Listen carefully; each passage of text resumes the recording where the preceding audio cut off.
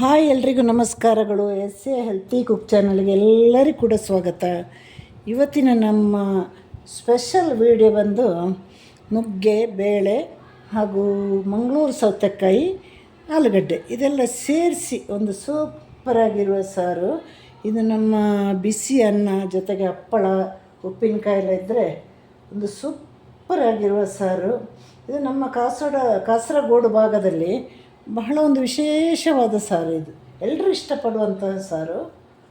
ಹಾಗೆ ಇದನ್ನು ಬೇಗನೆ ಹೇಗೆ ಮಾಡೋದು, ನಮ್ಮ ಮನೆಯ ಮಸಾಲೆಯೊಂದಿಗೆ ನ್ಯಾಚುರಲಾಗಿ ಹೇಗೆ ಮಾಡೋದು ಅಂತ ನಾನು ನಿಮಗೆ ಇವತ್ತು ಹೇಳಿಕೊಡ್ತೇನೆ.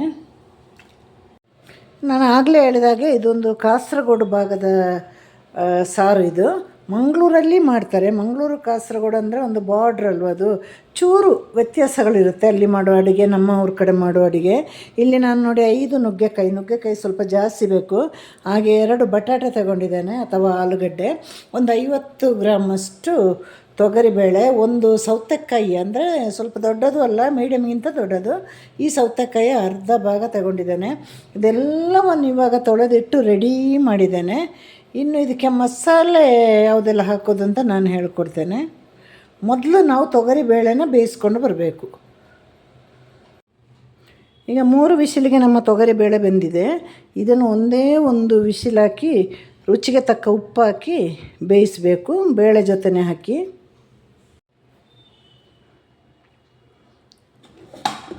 ನೋಡಿ, ಇಷ್ಟೇ ಬೆಂದರೆ ಸಾಕು. ಬೇಳೆ ತುಂಬ ಬೆಂದು ಕರಗಬಾರ್ದು.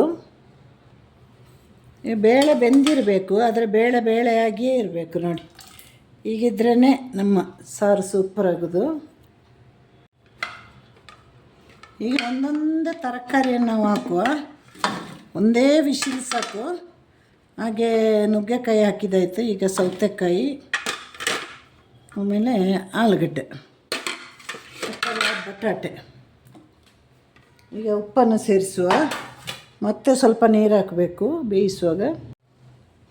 ಈಗ 1-1.25 ಸ್ಪೂನಷ್ಟು ಉಪ್ಪು ಹಾಕಿ, ಮತ್ತು ನಾವು ಸಾರು ಮಾಡುವಾಗ ಉಪ್ಪು ಹಾಕಬೇಕಲ್ವ, ಜಾಸ್ತಿ ಹಾಕಲಿಕ್ಕೆ ಹೋಗಬೇಡಿ.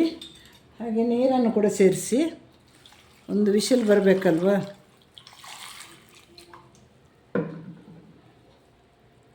ಒಂದು ಸಲ ಹೀಗೆ ಮಿಕ್ಸ್ ಮಾಡಿ,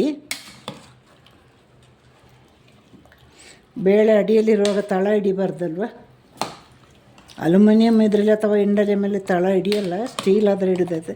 ಆದರೂ ಒಂದು ಸಲ ಈಗ ಉಪ್ಪೆಲ್ಲ ಸೇರಿಸಿದಲ್ವ, ಈಗ ಒಂದು ಸಲ ಮಿಕ್ಸ್ ಮಾಡಿ ಒಂದೇ ಒಂದು ವಿಶಿಲ್.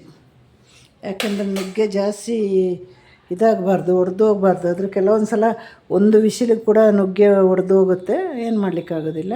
ಹಾಗೆ ಬೇಯಿಸಿದರೆ ತುಂಬ ಲೇಟಾಗುತ್ತೆ. ತರಕಾರಿನ ಕುಕ್ಕರಲ್ಲಿ ಬೇಯಲಿಕ್ಕೆ ಇಟ್ಟಿದ್ದೀನಿ. ಹಾಗೆ ಮಸಾಲೆ ರೆಡಿ ಮಾಡುವ. ಇಲ್ಲಿ ನಾನು ನೋಡಿ ಒಂದು ಮೀಡಿಯಮ್ ಗಾತ್ರದ ಫುಲ್ ತೆಂಗಿನಕಾಯಿನ ತುರಿದಿಟ್ಟಿದ್ದೇನೆ.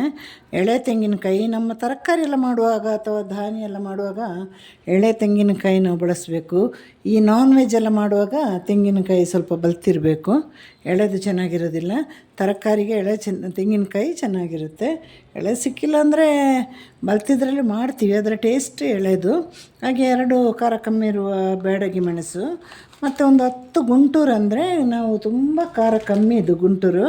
ಖಾರ ಏನಾದರೂ ಇದೆ ಅಂದರೆ ನೀವು ಒಂದು 6-7 ಸೇರಿಸಿ ಸಾಕು. ಯಾಕಂದ್ರೆ ತರಕಾರಿ ಎಲ್ಲ ಜಾಸ್ತಿ ಖಾರ ಮಾಡುವಾಗಿಲ್ಲಲ್ವ, ನಾನ್ ವೆಜ್ ಆದರೆ ಮಾಡ್ತೇವೆ. ಇದನ್ನೆಲ್ಲ ಎಣ್ಣೆಯಲ್ಲಿ ಹುರಿದಿದ್ದೆ ನಾನು. ಇದು ಬ್ಯಾಡಗಿ ಮೆಣಸು ಮತ್ತು ಗುಂಟೂರು.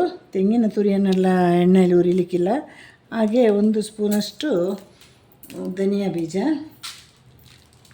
ಈಗ ನಾವು ಜೀರಿಗೆ ಬೆಳ್ಳುಳ್ಳಿ ಯಾವ ತರಕಾರಿಗೆ ಹಾಕ್ತೀವಿ, ಹುಣಸೆಹಣ್ಣು ಬಹಳ ಕಮ್ಮಿ ತಗೊಳ್ಳೋದು. ಸ್ವಲ್ಪ ಒಂದು ನಿಂಬೆಹಣ್ಣಿನ 1/4 ಭಾಗ, 2 ಬೆಳ್ಳುಳ್ಳಿ ಎಸಳು, 1-2 ಪಿಂಚ್ ಜೀರಿಗೆ, ಆಮೇಲೆ ಒಂದು ಅರ್ಧ ಸ್ಪೂನಷ್ಟು ಅರಿಶಿನ ಪುಡಿ ಹಾಕಿ. ತರಕಾರಿ ಬೇಯುವಾಗ ಬೇಕಾದರೂ ಹಾಕ್ಬೋದು ಅರಿಶಿನ ಪುಡಿ.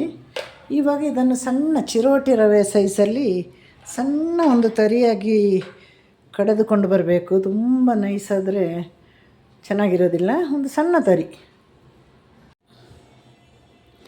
ಕುಕ್ಕರಲ್ಲಿ ತರಕಾರಿ ಬೇಯುವಾಗ ಇದನ್ನು ಕ್ವಿಕ್ಕಾಗಿ ನಾವು ಕಡೆದುಕೊಂಡು ಬರುವಲ್ಲ. ಈಗ ಕಡೆದಿದ್ದಾಯಿತು. ಈಗ ನಮ್ಮ ಕುಕ್ಕರದು ಮುಚ್ಚಳ ತೆಗಿಲಿಕ್ಕೆ ಒಂದು 5 ನಿಮಿಷ ಆಗುತ್ತೆ. ಈಗ ನಮ್ಮ ಯಜಮಾನ್ರಿಗಿದೆ ಅಲ್ವ, ಈ ಸಾರು ಅಂದರೆ ಅವರ ಪಂಚಪ್ರಾಣ. ಬಿರಿಯಾನಿ ಮತ್ತು ಈ ಸಾರು ಅನ್ನ ಜೊತೆಗಿಟ್ಟರೆ ಅವರು ಬಿರಿಯಾನಿನ ದೂರ ಕಳಿಸಿ ಈ ಸಾರನ್ನ ಎತ್ಕೊಳ್ತಾರೆ, ಅಷ್ಟು ಕೂಡ ಇಷ್ಟ. ನುಗ್ಗೆ, ಬೇಳೆ, ಸೌತೆಕಾಯಿ, ಬಟಾಟೆ ಇದು ಅವರ ಫೇವ್ರೇಟ್ ಸಾರು. ನಮ್ಮ ತರಕಾರಿ ಬೆಂದಿದೆ. ಈಗ ನುಗ್ಗೆ ನೋಡಿ ಚೂರು ಒಡೆದು ಹೋಗಿದೆ, ಏನು ಮಾಡಲಿಕ್ಕಾಗೋದಿಲ್ಲ. ಹಾಗೆ ಅದು ನುಗ್ಗೆ ಚೆನ್ನಾಗಿದ್ದರೆ ಬೇಗ ಬೇಯುತ್ತಲ್ವ, ಅದನ್ನು ಹಾಗೇ ಬೇಯಿಸೋಣ ಅಂದರೆ ಸರಿಯಾಗಿ ಬೇಯೋದಿಲ್ಲ. ಈಗ ನಮ್ಮ ಅಕ್ಕ ಅಲ್ಲಿ ಊರಲ್ಲಿ ನನ್ನ ವೀಡಿಯೋ ನೋಡ್ತಾರೆ.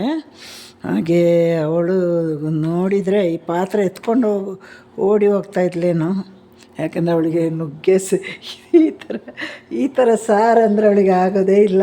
ಅದಕ್ಕೆ ಹೇಳಿದೆ ನಾನು, ಊರಲ್ಲೆಲ್ಲ ಜಾಸ್ತಿ ಮೀನಲ್ವಾ. ಈಗ ಇದನ್ನು ಕುದಿಸಬೇಕು, ಒಗ್ಗರಣೆ ಏನಿಲ್ಲ, ಉಪ್ಪು ಅಗತ್ಯ ಬಂದರೆ ಉಪ್ಪು ಹಾಕಬೇಕಷ್ಟೆ. ಈಗ ಉಪ್ಪು ಸ್ವಲ್ಪ ಕಮ್ಮಿ ಇತ್ತು, ನಾವು ತರಕಾರಿಗೆ ಮಾತ್ರ ಉಪ್ಪು ಹಾಕಿದ್ದಲ್ವ. ಈಗ ಉಪ್ಪು ಹಾಕಿ ಚೆನ್ನಾಗಿ ಕುದಿಸು, ಆಗಾಗ ಸೌಟಾಕಿ ಕದಡಿಸಬೇಡಿ, ಯಾಕೆಂದರೆ ನುಗ್ಗೆ ಆಲ್ರೆಡಿ ಬೆಂದಿದೆ ಅಲ್ವ, ಮತ್ತು ಪುಡಿ ಪುಡಿ ಅದರದ್ದು ಸಾರು ಚೆನ್ನಾಗಿರೋದಿಲ್ಲ. ಇಲ್ಲಾಂದರೆ ಹಾಗೆ ಕೂಡ ಬೇಯಿಸ್ಬೋದು ನುಗ್ಗೆಯನ್ನು, ಸ್ವಲ್ಪ ಸಮಯ ತೆಗೀತೆ ಅಂತ ಮಾತ್ರ. ಆದರೆ ನುಗ್ಗೆ ತುಂಬ ಒಡೆದು ಹೋಗಬಾರ್ದು. ಚೆನ್ನಾಗಿ ಕುದಿಯುವಾಗ ಒಂದು ಸಲ ಹೀಗೆ ಸೌಟಾಕಿ ನೋಡಿ. ಈಗ ಬೇಳೆ ಹಾಕಿರುವ ಸಾರಲ್ವ ನೋಡಿ, ಇಷ್ಟು ಗಟ್ಟಿ ಇರಬಾರ್ದು, ಅದು ಬಿಸಿ ಆರಿದ ನಂತರ ಇನ್ನಷ್ಟು ಗಟ್ಟಿಯಾಗುತ್ತೆ. ಈಗ ಒಂದು ಅರ್ಧ ಗ್ಲಾಸ್ ಇದಕ್ಕೆ ನೀರನ್ನು ಸೇರಿಸುವ ನಾವು.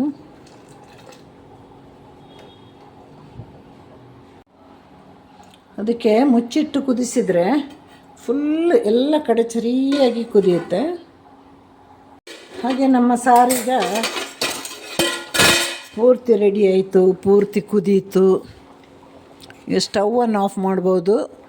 ಮನೇಲೆಲ್ಲರೂ ಕೂಡ ಹೀಗೆ ಮಾಡಿ ನೋಡಿ, ತುಂಬ ಚೆನ್ನಾಗಿರುತ್ತೆ. ವೈಟ್ ರೈಸಿಗೂ ಬಾಯ್ಲ್ಡ್ ರೈಸಿಗೂ ಚೆನ್ನಾಗಿರುತ್ತೆ, ಚಪಾತಿಗೆಲ್ಲ. ಈಗ ನಮ್ಮ ಬಿಸಿ ಬಿಸಿಯಾದ ಬೇಳೆ, ನುಗ್ಗೆ, ಆಲೂಗಡ್ಡೆ, ಸೌತೆಕಾಯಿ, ಮಂಗಳೂರು ಸೌತೆಕಾಯಿ ಎಲ್ಲ ಸೇರಿಸಿ ಮಾಡಿರೋ ಒಂದು ಸಾರು ರೆಡಿ ಆಯಿತು. ತೆಂಗಿನ ತುರಿ, ಒಣಮೆಣಸೆಲ್ಲ ಹಾಕಿ ಮಾಡಿರುವ ಸಾರು. ಹಾಗೆ ನಿಮ್ಮದೆಲ್ಲ ಪ್ರೀತಿ, support, like, comment, share, subscribe ಎಲ್ಲ ನನ್ನ ಚಾನಲ್ ಮೇಲೆ ಇರಲಿ.